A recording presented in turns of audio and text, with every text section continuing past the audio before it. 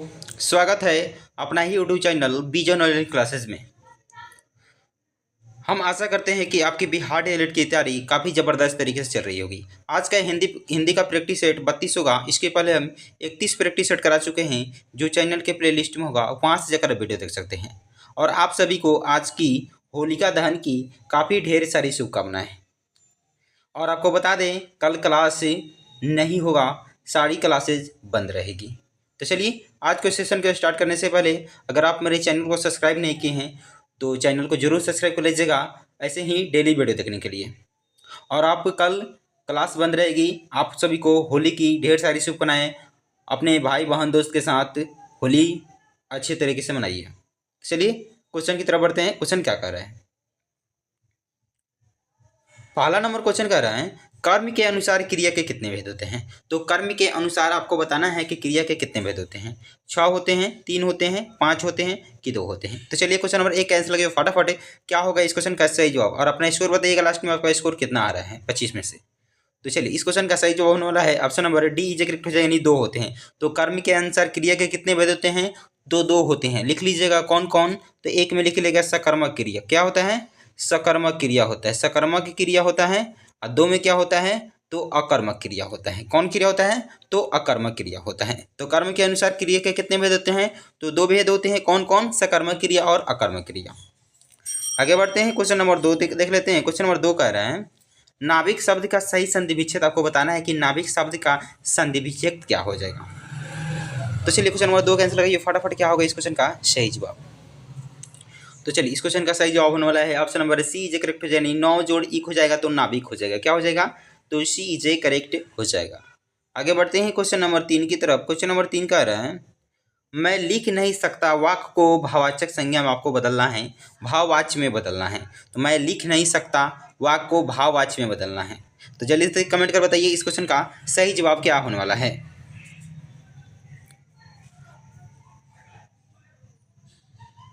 तो चलिए इस क्वेश्चन का सही जवाब होने वाला है, मैं लिख नहीं सकता। मैं लिख नहीं सकता इस क्वेश्चन का सही जवाब होने वाला है ऑप्शन नंबर मुझसे नहीं लिखा जा सकता। क्या हो जाएगा? तो option number D is correct हो जाएगा। चलिए आगे बढ़ते हैं क्वेश्चन नंबर 4 की तरफ। क्वेश्चन नंबर 4 कह रहा है, 4 दिन की चांदनी फिर अंधेरी रात लोक्ति का अर्थ क्या होता है? तो 4 दिन की चांदनी फिर अंधेरी रात, इसको आपको बताना है इस लोक्ति का अर्थ क्या होता है। तो कम पैसा होना, कि थोड़े दिनों का सुख, कि बहुत दिनों का सुख, कि बहुत पैसा होना। तो चलिए क्वेश्चन नंबर 4 कैंसिल लगाइए फटाफट क्या होगा इस क्वेश्चन का सही जवाब। मस्ट VVI क्वेश्चन है।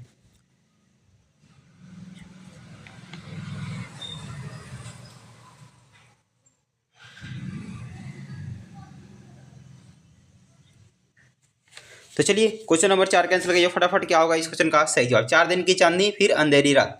तो चलिए इस क्वेश्चन का सही जवाब होने वाला है option number B is correct हो जाएगा, यानी थोड़े दिनों का सुख होता है। तो क्या होता है? तो थोड़े दिनों का सुख। 4 दिन की चांदनी फिर अंधेरी रात को लोक्ति का अर्थ क्या होता है? तो थोड़े दिनों का सुख होता है। वी इज करेक्ट हो जाएगा।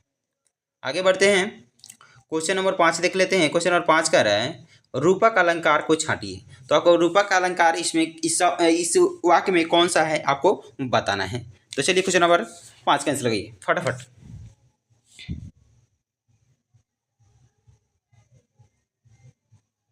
तो चलिए इस क्वेश्चन का सही जवाब होने वाला है option number B is correct हो जाएगा, यानी भानुवंश राकेश कलंकु हो जाएगा। इसी में क्या है? तो रूपक अलंकार हो जाएगा। वी इज करेक्ट हो जाएगा। आगे बढ़ते हैं क्वेश्चन नंबर 6 की तरफ। क्वेश्चन नंबर 6 कह रहा है, जिस समास का पहला पद संख्यावाचक हो वह कौन सा समास कहलाता है? तो आपको पहले ही बता चुके हैं। तो जिस संख्या का पहला पद संख्यावाचक हो वह कौन सा समास कहलाता है? तो द्विगु समास कहलाता है। तो इस क्वेश्चन का सही जवाब क्या हो जाएगा? Option number B is correct हो जाएगा, यानी द्विगु समास हो जाएगा। वी इज करेक्ट हो जाएगा। आगे बढ़ते हैं क्वेश्चन नंबर 7 की तरफ। क्वेश्चन नंबर 7 बोल रहा है, निम्न में कौन सा वाक्य शुद्ध है? तो आपको बताना है इसमें कौन सा वाक्य शुद्ध लिखा हुआ है। तो चलिए क्वेश्चन नंबर 7 कैंसिल लगाइए फटाफट क्या होगा इस क्वेश्चन का सही जवाब। मस्ट VVI क्वेश्चन है। चलिए क्वेश्चन नंबर 7 कैंसिल लगी। अगर वीडियो आपको अच्छा लग रहा है तो वीडियो को लाइक शेयर कमेंट कर दीजिएगा, और चैनल पे पहली बार आए तो चैनल को सब्सक्राइब कर बेल आइकन को जरूर प्रेस कर लीजिएगा। तो चलिए इस क्वेश्चन का सही जवाब होने वाला है option number C is correct हो जाएगा, यानी आजकल वहाँ काफ़ी सरगर्मी दिखाई देती है, तो सी इज करेक्ट हो जाएगी। आगे बढ़ते हैं, क्वेश्चन नंबर 8 देख लेते हैं। क्वेश्चन नंबर 8 कह रहे हैं हर्ष उ ए आय कौन सा वर्ण है। तो आपको बताना है हर्ष उ ए आय कौन सा वर्ण हो जाएगा, हर्षवर और दीर्घ हो जाएगा कि प्लुप्त हो जाएगा कि दीर्घ हो जाए कि हर्षवर हो जाएगा। तो चलिए क्वेश्चन नंबर 8 कैंसिल लगाइए, फटाफट क्या होगा इस क्वेश्चन का सही जवाब। तो चलिए क्वेश्चन नंबर 8 कैंसिल होने वाला है option number C is correct यानी दीर्घ हो जाएगा। देखिए सब में क्या होता है बड़ा ऊ लगा हुआ है, इसमें बड़ा ऊ बड़ा ए बड़ा आए हो, इसमें जब बड़ा ई हो जाएगा वहाँ कौन सा हो जाएगा तो दीर्घ हो जाएगा, सीधी सी बात है, तो सी इज करेक्ट हो जाएगा। आगे बढ़ते हैं क्वेश्चन नंबर 9 की तरफ। क्वेश्चन नंबर 9 बोल रहा है मैं अंधा भी देख रहा हूँ रोती हो तुम रोती हो। इस पंक्ति में आपको अलंकार बताना है कि कौन सा अलंकार हो जाएगा। मैं अंधा भी देख रहा हूँ रोती हो तुम रोती हो, इसमें आपको अलंकार बताना है कि कौन सा अलंकार हो जाएगा। तो विभावना हो जाएगा, यमक हो जाएगा, विरोधाभास हो जाएगा कि रूपक हो जाएगा। तो चलिए क्वेश्चन नंबर 9 कैंसिल करिए फटाफट, क्या होगा इस क्वेश्चन का सही जवाब।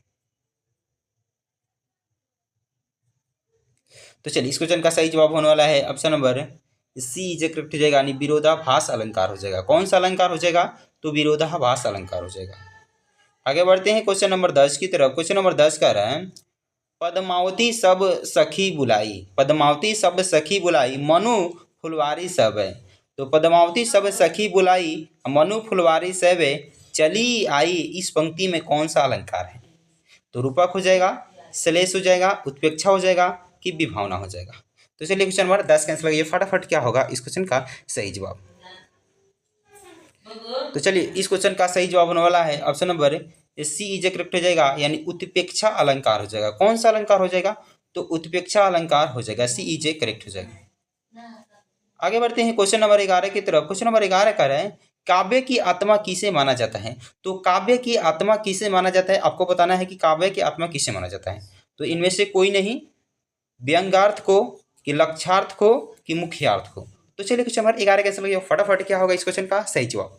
अगर वीडियो अच्छा लग रहा है तो वीडियो को लाइक शेयर कमेंट कर दीजिएगा, और जितने भी भाई बहन दोस्त बिहार डीएल की तैयारी कर रहे हैं उनके पास ये वीडियो जरूर सेंड कर दीजिएगा, ताकि उनका भी इस वीडियो से लाभ हो सके। तो चलिए क्वेश्चन नंबर 11 कैसे लगे फटाफट, क्या होगा इस क्वेश्चन का सही जवाब। तो चलिए क्वेश्चन नंबर 11 का आंसर होने वाला है option number B is correct हो जाएगा, यानी व्यंग्यार्थ हो जाएगा। तो काव्य की आत्मा किसे माना जाता है तो व्यंग्यार्थ को माना जाता है, बी इज करेक्ट हो जाएगा। आगे बढ़ते हैं क्वेश्चन नंबर 13 देख लेते हैं। क्वेश्चन नंबर 13 कह रहा है निम्नलिखित में से किस रस को रसराज की संज्ञा दी गई है। तो आपको बताना है कि किस रस को रसराज की संज्ञा दी गई है, रौद्र रस को, विहत रस को, करुण रस को कि श्रृंगार रस को। तो चलिए क्वेश्चन नंबर 13 कैंसिल लगाइए फटाफट। तो चलिए क्वेश्चन नंबर 13 का आंसर होने वाला है option number D is correct हो जाएगा, श्रृंगार रस को रसराज की संज्ञा दी गई है, डी इज करेक्ट हो जाएगी। आगे बढ़ते हैं क्वेश्चन नंबर, यहाँ 14 बना लीजिएगा, मिस्टेक हो गया, यहाँ 14 कर लीजिएगा। एक मिनट देख लेते हैं थोड़ा गड़बड़ तो नहीं होगी, यहाँ 12 हो जाएगा, यहाँ 12 कर लीजिएगा, मिस्टेक हो गया, यहाँ 12 कर लीजिएगा, यहाँ क्या कर लीजिएगा तो यहाँ ये 13 हो जाएगा, ये क्या है तो 13 हो जाएगा। तो शब्दों में विद्यमान अर्थ का ज्ञान कराने वाला बौद्धिक व्यापार कहलाता है। तो शब्दों में विद्यमान अर्थ का ज्ञान कराने वाला बौद्धिक व्यापार क्या कहलाता है, तो शब्द कोश कहलाता है कि शब्द शक्ति कहलाता है कि दोनों में से कोई नहीं कि दोनों। तो चलिए क्वेश्चन नंबर 13 का आंसर लगाइए फटाफट, क्या होगा इस क्वेश्चन का सही जवाब। तो चलिए क्वेश्चन नंबर 13 का आंसर होने वाला है option number B is correct हो जाएगा, यानी शब्द शक्ति कहलाएगा, तो वी इज करेक्ट हो जाएगा। पिछला नंबर का नंबरिंग गबड़ा गया था, वो 12 नंबर क्वेश्चन था, ये 13 नंबर हो गया है। तो चलिए आगे बढ़ते हैं क्वेश्चन नंबर 14 देख लेते हैं। क्वेश्चन नंबर 14 कह रहा है प्रतिकूल में कौन सा समास है। तो आपको बताना है कि प्रतिकूल में समास, आपको बताना है कौन सा समास हो जाएगा, द्वंद्व समास हो जाएगा, कर्मधारय समास हो जाएगा, अव्ययीभाव समास हो जाएगा कि द्विगु समास हो जाएगा। तो चलिए क्वेश्चन नंबर 14 कैंसिल लगाइए फटाफट, क्या होगा इस क्वेश्चन का सही जवाब।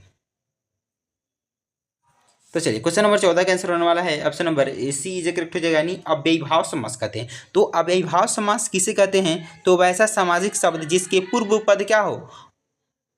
पूर्व पद अंत हो। तो वैसा सामासिक पद जिसका पूर्व पद अव्यय होता है वह अव्ययीभाव समास कहलाता है। तो जिसका पूर्व पद अव्यय होता है वह अव्ययीभाव समास कहलाता है, यानी सी इज करेक्ट हो जाएगा इस क्वेश्चन का सही जवाब। आगे बढ़ते हैं क्वेश्चन नंबर 15 की तरफ। 15 कह रहा है इनमें कौन सा वाक्य अशुद्ध है, यानी कौन सा वाक्य गलत लिखा हुआ है। तो आज उसके रहस्य का राज खुला, धोबिन ने चादरें अच्छी धोई कि यह सुंदरम साड़ी है कि घातक 20 सुंदर शोभा बुरी कुदृष्टि। तो चलिए इसमें आपको अशुद्ध वाक्य बताना है, कौन सा गलत वाक्य लिखा हुआ है। तो चलिए इस क्वेश्चन का सही जवाब होने वाला है option number D is correct हो जाएगा, यानी घातक 20 सुंदर शोभा बुरी कुदृष्ट हो जाएगी। ये क्या है? तो अशुद्ध लिखा हुआ है, बाकी सब क्या हुआ? तो सही लिखा हुआ है, यानी इस क्वेश्चन का सही जवाब हो जाएगा option number D is correct हो जाएगा। आगे बढ़ते हैं क्वेश्चन नंबर 16 देख लेते हैं। क्वेश्चन नंबर 16 कह रहा है उपमेय में उपमान के संशय को पैदा करने वाला अलंकार है। तो उपमेय में उपमान के संशय को पैदा करने वाला अलंकार कौन सा है? तो उपमा, संदेह, यमक कि सलेश। तो चलिए क्वेश्चन नंबर 16 कैंसिल लगाइए फटाफट, क्या होगा इस क्वेश्चन का सही जवाब। और आप सभी को होली की ढेर सारी शुभकामनाएं, और आपको सूचना देते हैं कि कल सारी क्लासें क्या हो जाएगी, तो कल बंद रहेगी, फिर परसों से यानी संडे से क्लास स्टार्ट हो जाएगी।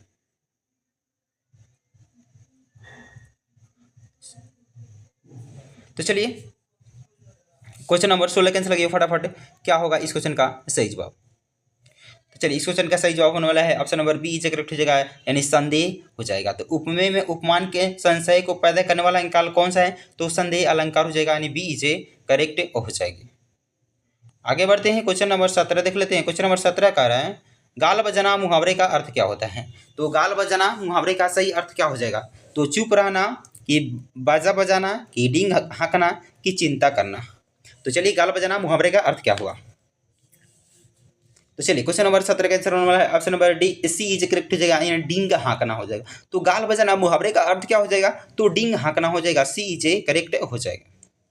आगे बढ़ते हैं क्वेश्चन नंबर 18 की तरफ। क्वेश्चन नंबर 18 कह रहा है शुद्ध वाक्य बताइए, इसमें कौन सा शुद्ध वाक्य लिखा हुआ है। तो जल्दी से कमेंट करके बताइए इसमें शुद्ध वाक्य कौन सा लिखा हुआ है।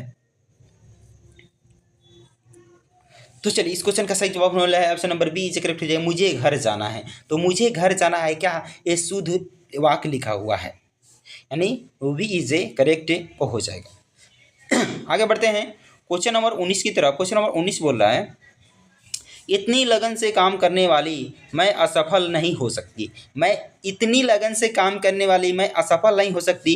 रेखांकित शब्द में कौन सा पद बंद है? यहाँ काम करने वाली में क्या हो जाएगी? तो रेखांकित शब्द हो जाएगी। यहाँ रेखा लगा हुआ है, इसमें आपको पूछ रहा है इसमें कौन सा पद बंद हो जाएगा। तो विशेषण पद बंद, क्रिया पद बंद, सर्वनाम पद बंद कि संज्ञा पद बंद। तो चलिए क्वेश्चन नंबर 19 का आंसर लगाइए। तो चलिए क्वेश्चन नंबर 19 का आंसर होने वाला है option number C is correct हो जाएगा, यानी सर्वनाम पद बंद हो जाएगा। कौन सा पद बंद हो जाएगा? तो सर्वनाम पद बंद हो जाएगा। आगे बढ़ते हैं क्वेश्चन नंबर 20 देख लेते हैं। क्वेश्चन नंबर 20 कह रहा है निम्नलिखित में कौन सा काव्य गुण नहीं है। तो इसमें बताना है आपको कौन सा काव्य गुण नहीं है। तो प्रसाद गुण, छंद की ओज गुण की माधुर्य गुण। तो चलिए क्वेश्चन नंबर 20 कैंसिल गई। तो चलिए क्वेश्चन नंबर 20 का आंसर होने वाला है option number B is correct हो जाएगा। छंद है जो गुण के अंतर्गत नहीं थे, प्रसाद गुण है, ओज गुण है, माधुर्य गुण है, ये क्या है? काव्य गुण के अंतर्गत आता है, लेकिन छंद जो है काव्य गुण के अंतर्गत नहीं आता है, यानी बी इज करेक्ट हो जाएगा इस क्वेश्चन का सही जवाब। आगे बढ़ते हैं क्वेश्चन नंबर 21 देख लेते हैं। क्वेश्चन नंबर 21 कह रहा है जी चुराना मुहावरे का अर्थ क्या हो जाएगा। तो काम पूरा करना, बहुत काम करना, काम से भागना कि काम में मन लगाना। तो चलिए क्वेश्चन नंबर 21 का आंसर लगाइए फटाफट, जी चुराना मुहावरे का अर्थ क्या हो जाएगा। तो चलिए क्वेश्चन नंबर 21 का आंसर होने वाला है option number C is correct हो जाएगा, यानी काम से भागना। तो जी चुराना मुहावरे का अर्थ क्या हो जाएगा? तो काम से भागना, सी इज करेक्ट हो जाएगा। आगे बढ़ते हैं क्वेश्चन नंबर 22 देख लेते हैं। क्वेश्चन नंबर 22 कह रहे हैं रूपक अलंकार है। तो आपको बताना है इसमें किसमें रूपक अलंकार है। क्वेश्चन नंबर 22 का आंसर लगाइए। तो चलिए क्वेश्चन नंबर 22 कैंसिल होने वाला है। Option number D is correct हो जाएगा, यानी वन शारदे चंद्रिका चादर ओढ़े। इसमें क्या है, तो रूपक अलंकार लगा हुआ है। कौन सा अलंकार लगा हुआ है, तो रूपक अलंकार लगा हुआ है।